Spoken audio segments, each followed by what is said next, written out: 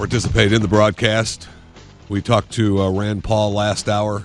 This hour, we're going to be talking to Mr. Rogers. And no, not Mr. Rogers. We're not going to be talking to Mr. Rogers. No, Mr. Rogers. The Mr. Rogers is actually. Can you push your little button there for it? This is Jim Rogers. Had a new book out called Street Smarts.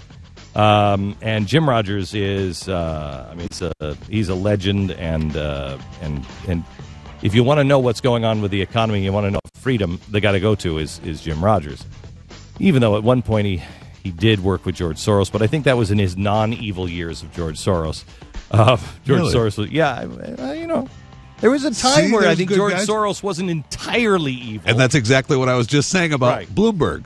There was a time when he was okay. I think there was a time when he wasn't an out-of-control egomaniac. Which one, Bloomberg? Yes. Which one? Bloomberg is, you just got up, we were just talking off the air, you just got back from New York. Yeah, I just got off, I woke up at 3:30 in the morning to be here. It's out of control. It is, New York. It is. And you know what the worst part is? He just says what a good job he's done. The streets, the place is falling apart. Oh, yeah. You can't even read a newspaper in a taxi in New York anymore because the streets are so bad. Yeah, it's terrible. It's really, the newspapers are blowing down the streets as well. I don't know if you noticed the garbage collection. Oh, yeah, of course. It's you should move to Dallas. I did. I did. I keep telling people, move to Texas for the freedom, not the jobs. Because it's the freedom that creates the jobs here in Texas. Of course. That's why Texas is booming and New York is going bankrupt. Is there a chance, because you're going to be on TV with me tonight, and I've seen some of your latest words, and they're as dire as I've heard you. And is there a chance that states can save this thing? That if the states say, I am not going down this road? Well, so far, no state has asserted itself that way. It would be a very, we tried this 150 years ago, right, when the state said, we're not going to put up with your what you're doing in Washington, and big war resulted, et cetera. But if states just said, we don't have the money, then conceivably they could do something. It would have to be several states. It couldn't be just Texas or just Mississippi, but it could be a few states They could bind together. Yeah, if they combine together and say, look, guys, we don't have the money, then it would be very, because the Constitution says that everything that the Constitution doesn't give to the federal government is given to the states. It specifically says those words. But they haven't looked at the Constitution for a long time. I know. I know. You know what's amazing is I think the first time we spoke, we were the third freest nation in the world, and I think we're at 18 now. And we haven't known each other that long. I was going to say, how did we get to 18?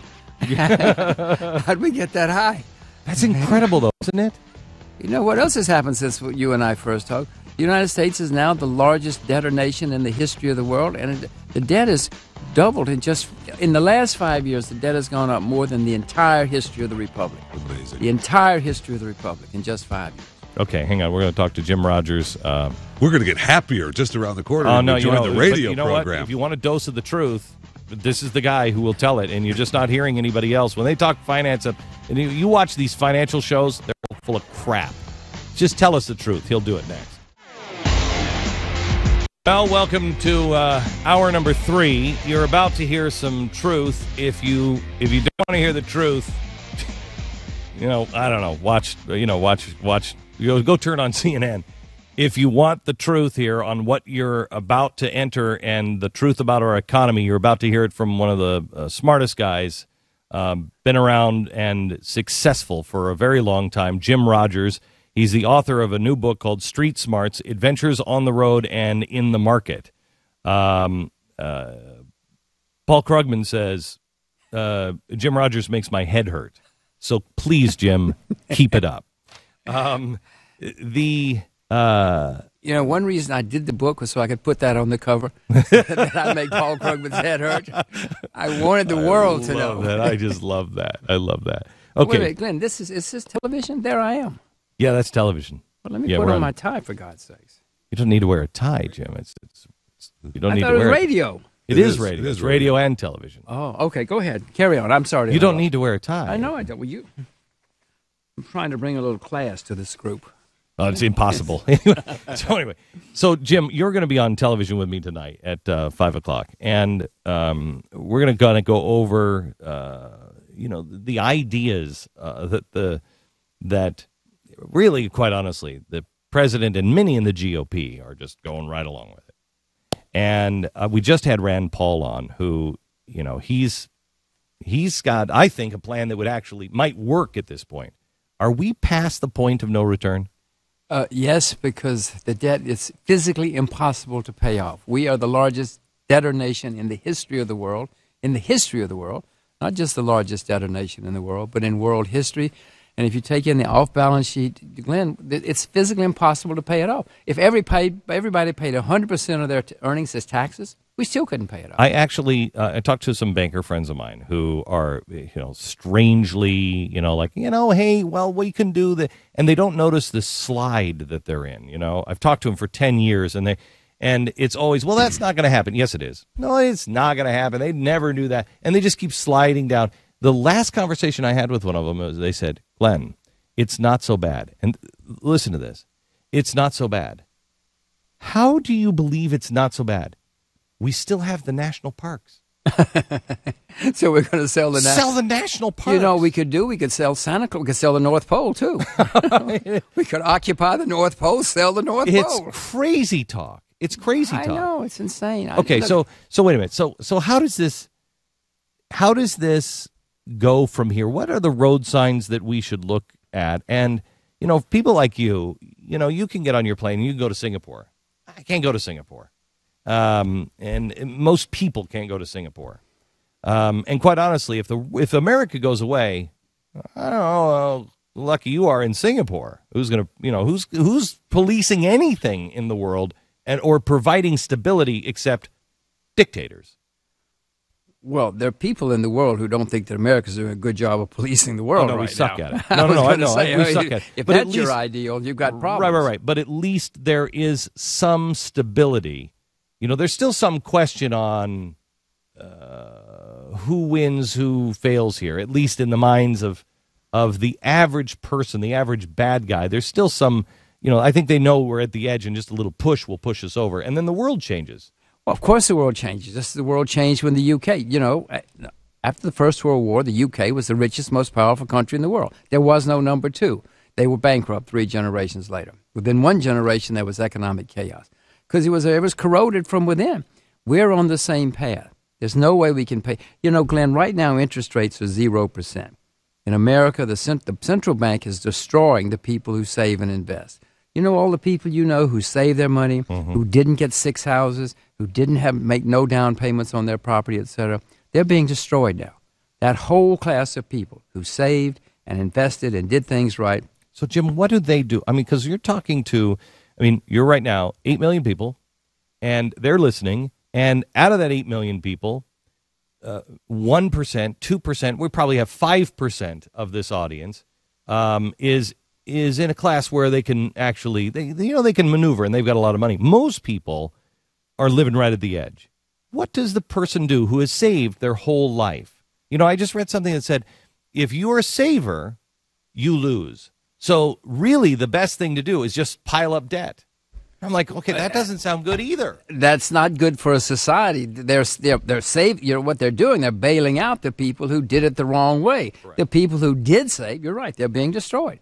All of those people are getting zero on their earnings. So to bail out the people who did it wrong. So let's take my parents, my in-laws, just retired. He still has his small business. He's an insurance agent. They have saved their whole life. She's got pension. They've got 401k. What are they supposed to do with it? What do they do? Well, Mr. Obama last night said everything is great.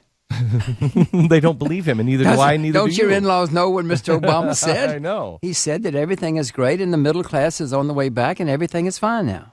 The man is delusional. I was really afraid when I saw that. The only reason I wouldn't watch that stuff except I was coming here to be with you. And I didn't watch it. So you. I wouldn't have watched it either. I don't waste my time. It's a total waste. I know what he's going to say, and I know what the response is going to be. But it's delusional. It was frightening. I haven't. I don't live in the U.S. anymore. It was frightening. I'm still a taxpayer, so I have to know something about what's going on. But he was totally, I don't know if he believed it, if he was just lying. I don't really care at this point. I mean, he's either the best liar or he is completely delusional. I don't know which it is, but it doesn't matter. But there's a whole crowd of good liars up there in Washington. Right. So. But again, let me go back to the question. What does the average person do to be able to survive, Jim? Well, that's an extremely good question, and everybody in America right now, at least the people who saved for the future, are facing that question right now. The only thing I can urge them to do is, like your in-laws, put their money back into their own business. That's at least what they know. Don't go putting your money into some hot tips you hear from a guy on radio or TV. Certainly don't listen to the government telling you what to do. Just stay with what you know. It's a very perilous times. The government is not on your side if you're saving and investing. Okay, so the idea when you say invest in your business, I tried to explain, and you'll probably be able to explain this better than I can. I've tried to explain that I think the stock market is going to continue to go up because it's meaningless and it's paper.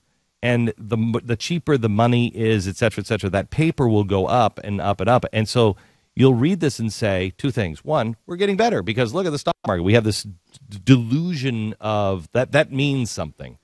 But as that money is going up in your 401k and you're seeing, well, I'm making more, the value of when you turn that paper in is going down. So yes, it might be worth $1,000, but your buying power, once you turn that money in, your buying power is maybe $800. When everybody listening to this knows that prices are going up, go to the grocery store. Education, entertainment, anything, prices, healthcare. Oh my gosh, prices are going up. The government says they're not going up, but you'll make a very good point. It could say you have $20,000, but the $20,000 is worth less and less and less because they're debasing the currency. It's an active policy in Washington. The head of the central bank, head of the Federal Reserve in America, has a dedicated policy to debase the currency.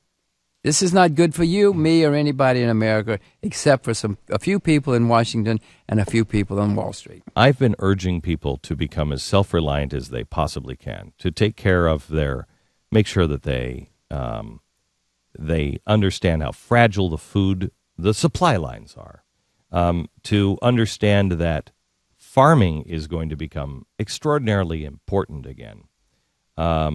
To know that any way you can get off the grid and not be dependent on power from somebody else is very important. Anything you can do to make yourself free, independent as possible.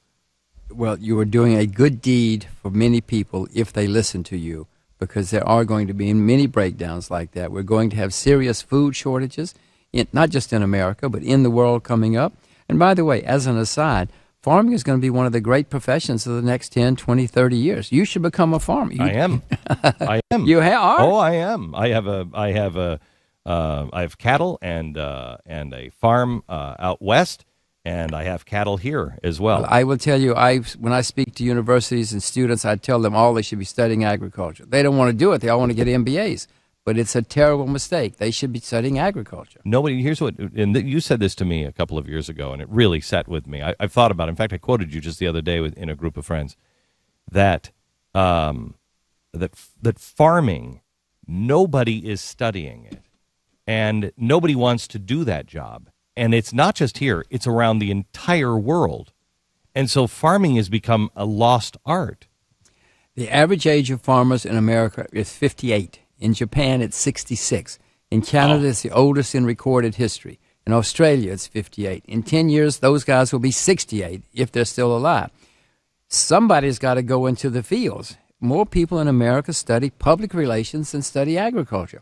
We don't have any farmers coming up. Even if you do study, farming or whatever, I don't even know what they would call it now. But it becomes about environmental studies. Yeah, it's not even about how to grow things. It's how to get man out of touching the earth. Well, that's true too. But some of the courses, if you go down to Texas A&M, I'm sure they show you how to. Texas A&M. They'll here in Texas they'll teach you something. I suspect at Auburn they teach you to plow, and to plant and to fertilizer. There's some schools left that teach you the proper thing, but not many because there are only 10,000 students 10,000 study agriculture, 200,000 get MBAs. That's the So if the you graduate. wanted to, if you were if you had a 15-year-old and they were planning their future, you would say to them what? I would tell her to go into the fields, and if she likes the fields or he likes the fields, to become a farmer, because the farmers are going to be driving the Lamborghinis. The farmers are going to be rich. We don't have any farm. What more do you need to know? There's no competition. In stockbroking and finance, there are lots of competition. 200,000 MBAs every year, Glenn, every year. What makes you believe, though, that farmers would be able to keep their land? I mean, if things break down, this government, I mean, you watched him last night. He's already saying, you don't do the environmental study, I'm going to do it for you. I'll just executive order. I mean, he's going around the Constitution. He's going around everything. So what makes you think that farmers would be able to keep their land? Well, it's certainly not the land of the free that it used to be. There's no more habeas corpus. They don't have to have a search warrant anymore to go into your house or to your bank account or it's crazy. Anything. I mean, no, it's just startling. When did you see this coming, Jim?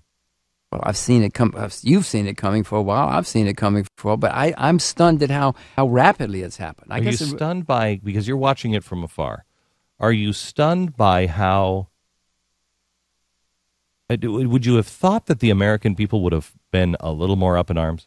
I cannot believe that when the Supreme Court said, yes, you can go into somebody's house without a search warrant, that people didn't go out into the streets and say, what are you talking about? This is America. You can't just walk into my house, even if you're the police. They can, Glenn. Now they can walk into your house, the police or anybody from the government.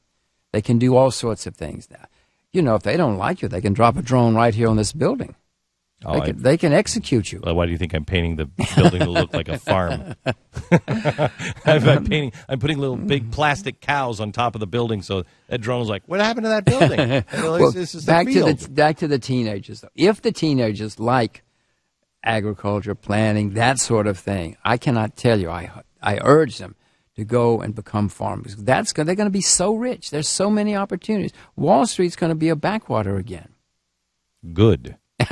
Good. Well, I'm not here to say whether it's good or bad.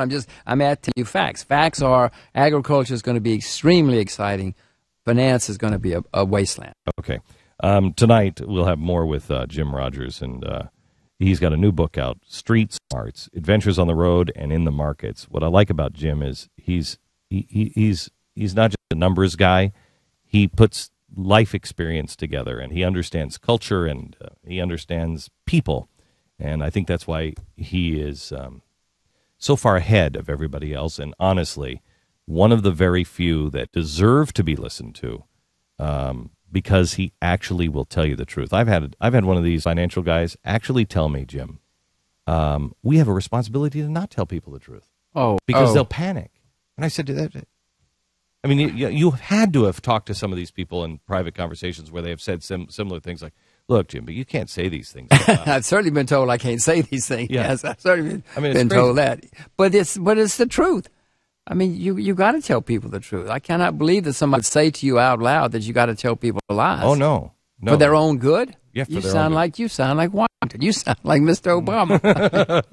All right. Jim will be joining us tonight at 5 o'clock. You don't want to miss it. Again, the name of the book is Street Smarts by Jim Rogers. Worth the read.